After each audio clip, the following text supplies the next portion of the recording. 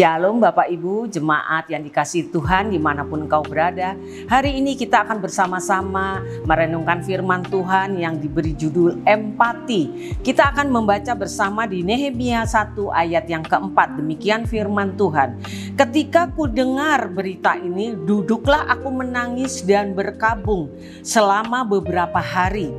Aku berpuasa dan berdoa ke hadirat Allah semesta langit. Kitab Nehemia ini bercerita tentang bagaimana seorang Nehemia yang begitu peduli, begitu menangis untuk bangsanya. Nehemia di sini diberitakan tentang bangsanya, bangsa Israel yang saat itu sedang ditawan. Dan Nehemia saat itu ada di pembuangan. Dia mendengar berita bahwa keadaan sukunya, bangsanya Israel saat itu sungguh-sungguh amat sangat tertekan. Bahkan di Nehemia 1 ayat 3 berkata demikian.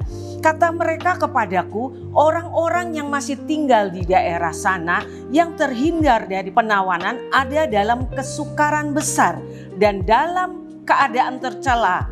Tembok Yerusalem telah terbongkar dan pintu-pintu gerbangnya telah terbakar. Bapak Ibu, di zaman itu yang namanya tembok dalam satu kota, katakan itu kota Yerusalem. Tembok itu adalah lambang keamanan buat penduduk saat itu. Tembok dan pintu-pintu gerbangnya itu sungguh amat sangat besar. Dan kalau temboknya itu aman, maka amanlah kota itu dari serangan musuh pastinya. Dan saat itu ternyata tembok Yerusalem runtuh. Keadaan orang Israel saat itu sangat-sangat menderita. Bahkan kehidupan mereka tidak jelas bagaimana nantinya. Karena itu ketika Nehemia mendengar itu, dia menangis di hadapan Tuhan. Dia berdoa di hadapan Tuhan. Dia meratap kepada Tuhan. Bahkan dia berjanji kepada Tuhan, dia akan membangun kembali tembok Yerusalem yang runtuh. Bapak Ibu, renungan kita hari ini mengingatkan kita empati. Apakah saat ini kita masih punya empati? Mungkin kau berkata, aduh hidupku aja sudah seperti ini ya Bu. Tapi percayalah, Roh Kudus yang ada dalam hidup kita itu yang mengingatkan kita. Rasa empati itu biasanya muncul. Mungkin engkau mendengar keluargamu sakit, teman, sahabat, atau bahkan siapapun yang engkau kenal. Mungkin kita berkata kami tidak bisa nolong apapun Bu. Tapi percayalah, kita masih bisa berdoa untuk mereka. Bapak Ibu, dan bagaimana Nehemia? Apakah kita seperti itu? Mungkin kita tidak seperti Nehemia.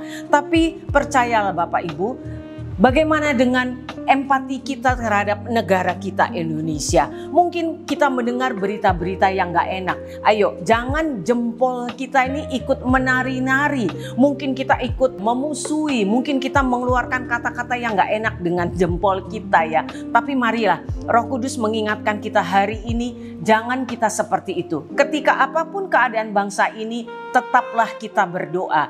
Bapak Ibu, ketika saya berdoa untuk bangsa ini, saya berkata bahwa Tuhan, Engkau sudah mendengar begitu banyak anak-anakmu yang berdoa untuk bangsa ini.